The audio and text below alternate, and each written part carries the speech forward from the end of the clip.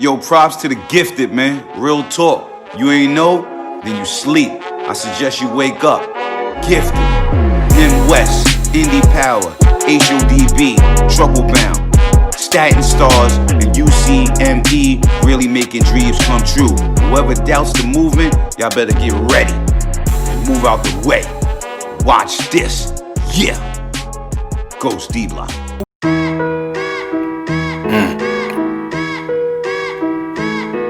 Yeah. Let's go! On God, what? Energy don't lie. I'm fresh in this world, I don't need no tie. And yeah, I'm aware I got the mean third eye. Your life's a bird box, let me see those eyes. And just as I thought, your moral fiber a lie. And I'ma count to 7 and it's boom, bye-bye. Relax for a few, niggas must've forgot the reason why I bop, the reason the hat cock. The hat trick under the mattress, I give a flat time. Body shots hit harder than Ronnie Lott. I know some doubt it, had to get them away from me. Before the Draco, make them do a 360. You know the vibes, these rappers ain't fucking with me. They all sound like me, Drake or A Boogie. They tryna frown, no eyebrows, they whoopee. I'm a man that can turn killer, please don't push me. Don't do it. My niggas lost faith in me, I ain't never lose faith in me, and now they want back in, and now they want back in. Whoa, whoa, whoa, whoa, you know the vibes, man. Whoa, whoa, whoa, whoa, you know the vibes, man. Keep the energy away from me, Keep the energy. I'm Skitz, the visionary. Skitz stands for Supreme Knowledge is the Source, and then me being the visionary. I come from the Bronx, New York, Throgs Neck Projects. And I've been around, you know, uptown. I hang out 241st, Mount Vernon, you know what I mean? But born and raised in Throgs Neck Projects, and I've been doing it for a very long, well, rapping anyway, for a very long time. And then 2009 is when I started Stand Firm Entertainment and started releasing music on my own. And then I formed the group Stand Firm Conglomerate, which has a lot of artists in it. And then right now I got Young O, who's an artist, and he's about to drop something as soon as I drop something. And the newest project I got right now is called Nicki's Brother. It's titled that because I lost my sister in 2018 and to breast cancer. So we was having a conversation, and I was like, yo, I'm gonna name my album after us, you know what I'm saying, like Nicki's Brother. And she was like, okay, bro, because she was the one that supported me from day one. She told me when I was whack when I first started, and then as it went on, then she was so proud of me and all that. After I was doing shows and getting interviews, so on and so forth. So it's titled Nicki's Brother. So when I wrote the whole album, it's in a different place. You know what I'm saying? It's not like it's family orientated, because that's what I was going through. I had a lot of family around me. And you'll hear it, especially off the titles alone. You got Cry No More, I got the video for that. I got Speaking My Truth, got the video for that out right now. Lost Faith, that video's out right now. Then I got Love Yourself, I got My Baby, which is talking about, you know, leaving the house and coming back home in one piece. I got a lot of good joints. Everything on this is a banger, and I got different producers on there. Vinny Idol got a couple of joints on there. T-Rific from Virginia got a couple of joints on there, and Othello Beats got a couple of joints on there. So it's well rounded. It's well rounded. You've definitely. Yeah, and that's where I'm at with it right now. You know, that's where I'm Very at. cool, man. Very cool. You know, you've definitely been around the block. This is going into your 9th body of work, or is this your 10th body of work? It's the 9th, right? The and 9th, again, no. and everybody who's listening, you'll be able to hit the show notes and, you know, just get into the whole catalog. Yes, sir. And the whole history, man. Mm-hmm. Man, the new video's knocking. Appreciate that. Tell us about that. You know, what went into this video? Well, with the song first, what made me write the song was I guess it was in the space I was at. You know what I mean? Because doing it for so long, you got people that surround you for certain reasons, and then when you cool off, they fall back, and then when you come back, then they try to come back. You know what I mean? Stuff like that, and you just realize who's who and what's what. Now, there's nothing wrong with people, you know, coming around for certain things, but you got to know who's who. So when I wrote that, I was like, okay, because then when I started dropping music, it was coming back full circle again. You know what I mean? But I was like, keep that energy away from me. You know what I'm saying? And that's where it goes. Then I linked up with GQ. GQ's the one that shot the video. Shout out to GQ. And Mac, my man Mac from Harlem was on there. He's featured on there.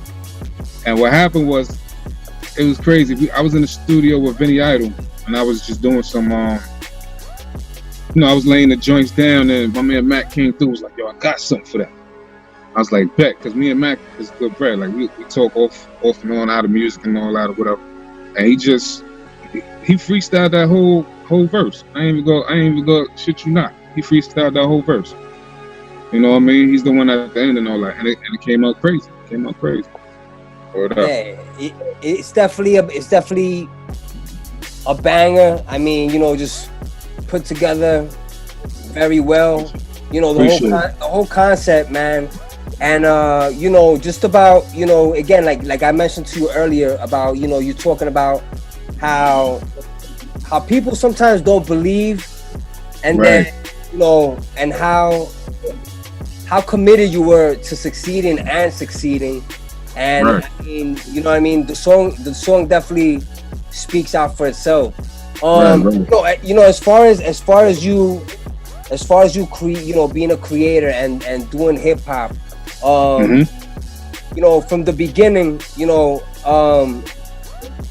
what maybe have been some of the passions, or, you know, some of the things that you've discovered like along the way? With my history, I started out in a group called Seventh Sign back in the day.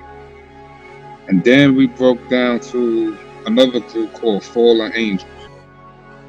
And then we broke in a group called LIFE. And then I went solo. Now, through all these steps, we had contracts thrown at us and stuff like that, but, you know, sometimes it ain't right or whatever. And just seeing the progression of the business point and the music point kept me going. And I met a lot of great people, you know what I mean? I met a lot of great people. And I think that's pretty much where it started from, because when I went solo, I was able to concentrate on the craft, concentrate on how I want it done, and I was able to move the way I want to move.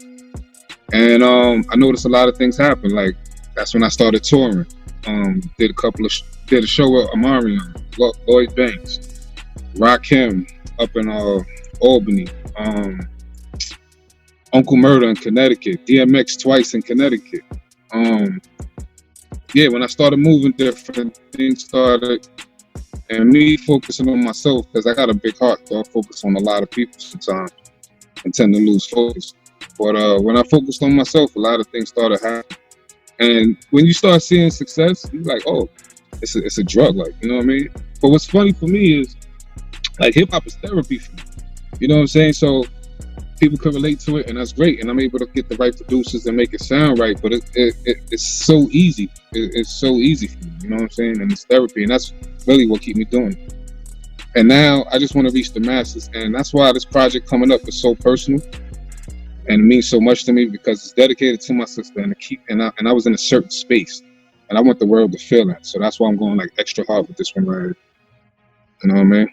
Very cool. And I think that you touched on something, you know, that's very important. You know, a lot of people want to be artists, and when they go independent, there's so many roles that they have to play. Like, you know, you mentioned touring, and right. You know, the traditional professional artist has a tour manager, a business manager, an agent, a representative, accountants, so far and so forth. But very cool. And then, you know, you've shared stages and you've rubbed elbows with the best of them, and you're coming from where the legends are born, and you're definitely bringing back that East Coast sound. Appreciate it. Tell us, you know, can you describe the future Skitz? Like, who is this guy? Who is the future Skitz? The future Skitz, I create a balance of the negative and positive. And you know, the positive side being a family man, the negative side being still it could go that way, but I'd rather not. You know what I'm saying? So it's a balance to where I'm telling the story to what got me to where I'm at now. And the future, man, I want to help other artists achieve their dreams or go further than what they are doing now. Like if I could help them do that, beautiful situation. You know what I mean? But it has to be quality music. It has to be, it's a certain standard for it. So I see me getting with newer artists, younger artists in general that's hungry, and helping them and putting them on the umbrella of Stand Firm Entertainment. And that way we could rock and roll and make beautiful hip hop music. You know what I mean? Also, I want to get into I already started. I normally don't talk about future projects, but I'm working on a book, so that'll be dope too. That'll be dope. I ain't gonna speak the word because I never speak of what I'm about to do. All right, very cool. Obviously, this new project is dedicated to your sister. Right. But tell us maybe about, you know, coming up, man. Like, you know, maybe as an adolescent, or, you know, what are some of the challenges that you've overcame? Oh man, well, big one was I was around 17, and this seems like a common story, but I lost my best friend in front of me. You know what I mean? He got shot twice in front of me and all that. And then the gunman, you know, he pulled out on me, but didn't shoot. He just looked at me, didn't shoot, ran. You know what I'm saying? Now, my homie that this happened to, like, it was a tough. It's still with me to this day. But he's the one that really influenced me to do music. His name was Tech, and he had a contract in his bedroom from Death Row and another label called Peachtree Records. And he used to have his music played on WBLS. You know what I mean? He rocked the Apollo. He won once. He didn't win the second time, but he won once. Like, for a rapper to win on Apollo, you know you gotta be nice, appeal to the masses. So what I'm getting at is he inspired me to keep doing music, because I was just doing it to do it. But then when that happened, it was like, whoa. You know what I'm saying? Like, whoa, everybody got to know about him. If he's going, people gonna know his name. You know what I'm saying? Because he was a great dude. He was a great dude, great performer, real confident. And I was like, yo, I got to carry on the legacy. That's really, really, really, really what made me keep doing the music thing. Because after that, I'm like, damn, we can't let his name die in vain. You know what I mean? So I try to say his name as much as possible. And then that's when things started moving straight from there. Like I felt like he was with us. At that time, I'm taking it back now. Video Music Box was a big thing. And we was on Video Music Box with Crazy Sam. He came to the crib and all of that. Him and Flex came to the crib to pay homage and send their condolences to the family. It's footage out there, but it's not online due to Tramel's family not wanting to be online. You know what I mean? So I respect that 100%. But we was on there. Now, back in the day, people may not know, Video Music Box was like MTV. So when I was on Video Music Box, me not thinking about it, because I'm still in war zone mode because I just lost the homie. I see people looking at me. I'm like, yo, why's everybody look? And then somebody comes up to me and it's like, yo, you was on Video Music Box. I was like, oh. So that, you know what I mean? But I was at a paranoid state at that time, you know what I mean? Because of what just happened with other cases. And then things just started rolling from there, man. Things started rolling from there. Like, people started hearing about us. We had a couple of link-ups with Loud Records back in the day. Mobb Deep. I remember Havoc greeting us in the bathroom like, yo, that shit is hot, blah, blah, blah. You know what I mean? He wanted to sign us, but at that time, he had just came out. So we was like, nah, we want the major joint. But it's all respect to Havoc, and rest in peace, Prodigy. But at that time, you know, we were younger. They were younger. We just wanted more foundation. And then it just kept going. It just kept going. Kirk Woodley tried to sign us, but that contract, ooh. And then as time go on, start recording more and more, and then you start seeing who's real about the music. and who's focused about the music. And now, you know, I'm standing firm, and I'm the last man standing. You know what I mean? But yeah, that's where it all started from. Well, much respect to you, Skitz. Skitz, you know, you have a certain way of communicating with the people, you know, with your fans, with society, through rhyming. Where did it all begin? Like, where did this talent? It started in Throsneck. It started when I was in junior high school. They could tell you there's tape. I don't know who got the tape. Somebody got the tape. But I was like 12 years old. I was rhyming in the Project Park, me and my cousin Jermaine. You know what I mean? That was the first time I ever like in front of a lot of people. And we did our thing, you know what I'm saying? We did our thing, and that's where it came from. And then just seeing the response and being an artist, when you see the response, it just makes you go harder and harder, you know what I mean? And then I guess my music will be categorized as like reality rap, because growing up I used to listen to like Scarface, you know, Nas, Jay, you know, things that I could relate to. So growing up in the conditions I grew up in, I'm able to write the same things but put it in my own way. And then it started just getting better as the years went on. As the years went on, and you can hear the progression. Like I got mixtapes on Dat-Piff. I'll give you the links and everything. I got a lot of mixtapes on Dat-Piff, and then I got distribution for the last album and the album I'm about to drop. You know what I mean? But it just comes from the hunger of me seeing the things that I've seen, and like I said, it's therapy for me. Everybody needs an outlet, you know. So it's definitely therapy, you know. Definitely.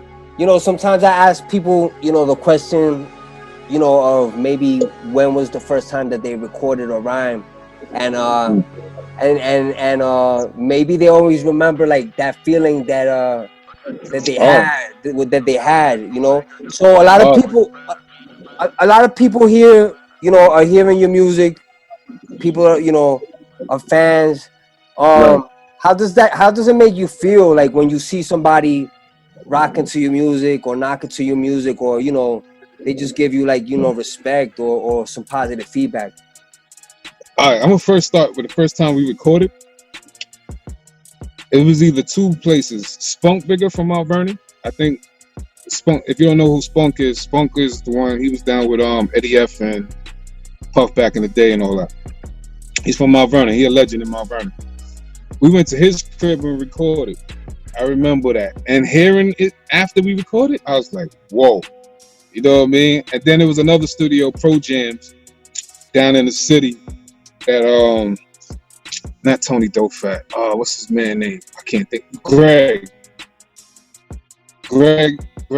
Dofat, man, had us in the studio as well. And then hearing it after, it was like, whoa. Then I just started going to the studio and making more music, at, you know. But how it feel when I hear other people, it feels great, man. It feels like, okay, this is something that people can relate to. This is something that's they're not faking like they like it. It's not being drilled in their head. Like the first time they hear it, they rock it with it. Which shows that behind the right marketing promotion, it could go anywhere. You know what I mean? It could go anywhere. But I'm just glad if I could touch a soul. If I could touch a soul, mission is accomplished. You know what I'm saying? Because we all need that therapy to listen to. You know what I mean? We need different types of music. And I just bring that reality rap. It'd be a good feeling, bad feeling, sad feeling, happy feeling. I'm versatile with mine, and I'm honest with it. And I think honesty and music is what's lacking. And yeah, that's where we at. But it feels great, man. It feels great. Like when DJs ask me for the music, I'm like, oh man, here, take that. Then they rock it. I'm like, here, take that. I appreciate that. You know what I mean? Like I love it. You know what I mean? Yeah, word. It's definitely like real music. You know, once you experience it, you know that it's not just a fad or a trend. Like it's something that is definitely repeatable. Like I know I hear the joint various times, back to back. It's that official. What do you want to let the people know, man, about, you know, Skitz, about your camp, about, you know, what you presently got going on? All right, it's Skitz. You know what I mean? I represent the BX. I represent New York. I represent hip hop. Period.